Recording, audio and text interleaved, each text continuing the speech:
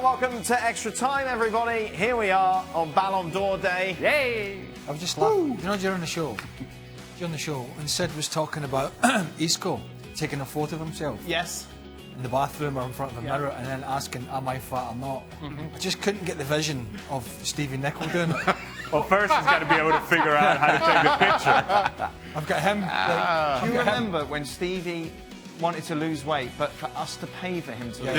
Yeah. And then he took a picture of himself on the scales and his horrible tone. Yes.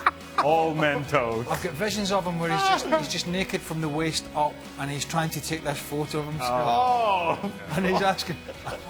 That's just raspy. That's just. If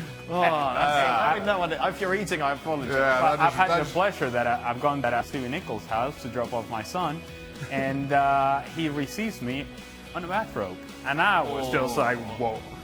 Now, of course, my son, my son is just kind of going like, wait a minute, where am I staying here? Yeah, that's a vision. And what was the big word that you used during the show today? It's not a big word. It is a big word. Was. Meritocracy. What? And what does that mean? What does it mean? What does it mean? I mean, the meaning is in the word in itself. Merit. Merit. Meritocracy. I said, tell him. Give me a A system based purely on merit and not based on other interest. The University Challenge. Thank you. I said, it's difficult trying to... Then why didn't they ask me that on the show? It's difficult trying to work with... Educate you guys with some... Oh, brilliant. Profligate was the one that got Stevie a couple of weeks ago. What was that word you used? Profligacy. Okay, let's get some questions. I'm going to have to read them because I haven't got them. Right, first one. Oh, I can't read that. I'll read it. If they're rewarding Modric for having a good World Cup, why didn't Sneijder or Iniesta win the Ballon d'Or in 2010? Yeah. Exactly. Yeah. The Shaka That's was a fair voting. point. Sneijder was definitely up for it. That's good. Right, that's enough Ballon d'Or talk. There is an answer to this question, by the way. Go on, good. Sid. Go on. I'm glad you have one. I know, I'm really sorry to say this, but there is an answer to that question. And what part of the answer is the bleeding obvious that people don't seem to want to notice when they get angry about Ballon d'Ors and they argue one Ballon d'Or year against another. Because every year, the balances of the various things shift, right? So to give you the example of 2010. 2010 was when the Ballon d'Or had been taken away from being just France football and had brought in UEFA. In other words, brought in FIFA. It used to be the FIFA World Player, merged together. There were two different votes that year. If it had just been done on the journalist votes, as had previously been the case, then Wesley Sneijder would indeed have won it that year. But once all those other votes came in, and you know, we're in an era, I think, where the default setting was Messi or Ronaldo, so Messi picked up huge amounts of votes. The other thing I think that happened in 2010, and I say this obviously as someone who lives here in Spain, and so is very conscious of this, and this is a big argument in Spain. Why didn't Xavi win it? Why didn't Iniesta win it? Why didn't Casillas win it? Well, there's your answer, because there were three of them. And effectively what happened, in a democracy this will happen, there were three big Spanish candidates, and between them in a way they kind of shared the votes out, so there wasn't one outstanding candidate.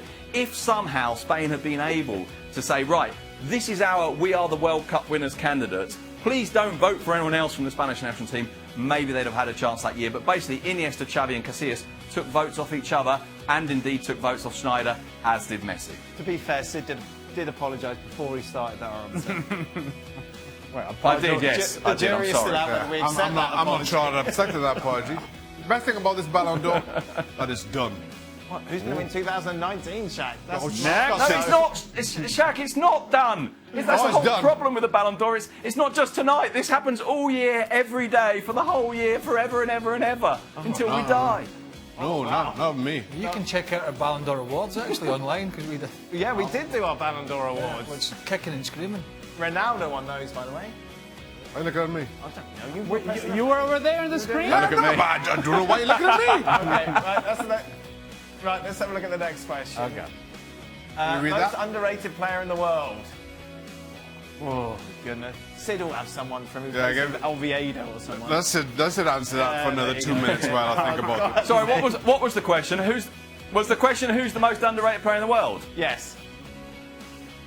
Okay, right. Let's go back to the Ballon d'Or then. And I'm sorry to do it, but let's go back to the Ballon d'Or then.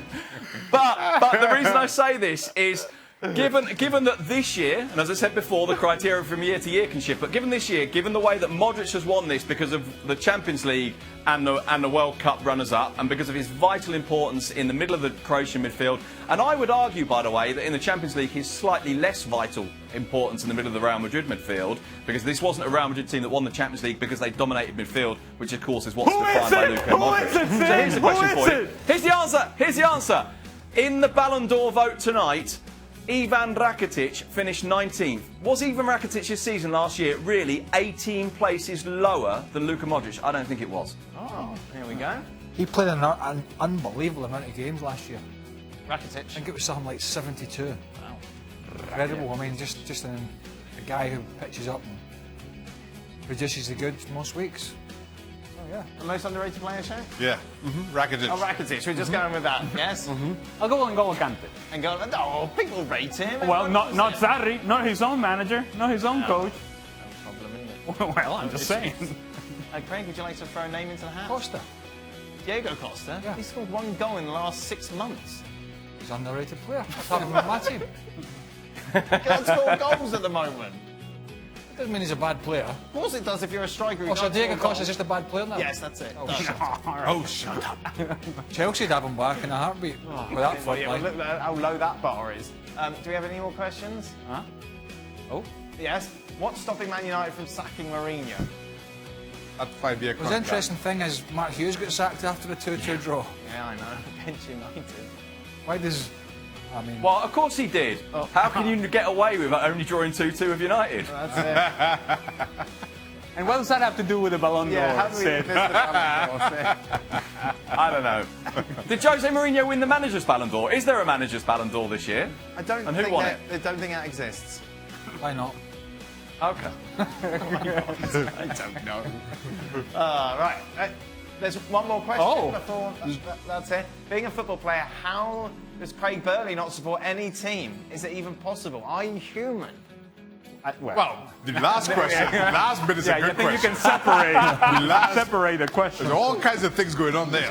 Shaka, you support Trinidad, yeah? Yeah. I've seen you watch Trinidad. You support Venezuela. Yeah. Trinidad and Tobago. Right. Carry on.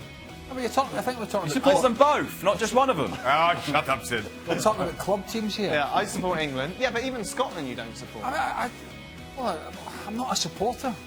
But why not? Why? I mean, because I'm not. It's like, I'm not.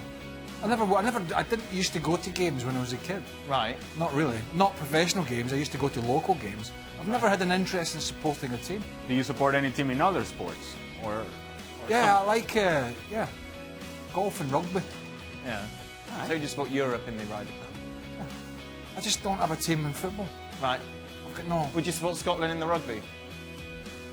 Would define supporting. I don't sit with a I scarf. want you to win! Come on! Oh yeah, but I don't sit with a scarf on. No, but you don't have to sit with a scarf on. Yeah, I don't not support Scotland. Scotland! Scotland! Scotland! I don't not support Scotland at football. I just don't get worked up about it. Right. Pretty easy for me to not get worked up about it. Sid, who do you support? Do you support England or Spain? No, England. England. Although obviously it's nice when Spain do well. Well, financially for you, I imagine. Selfish. No, but even that is you know who I also I don't really know why, but I also have a very large soft spot for Uruguay. Just because there's something about Uruguay that I just think is great. Hipster. Yeah.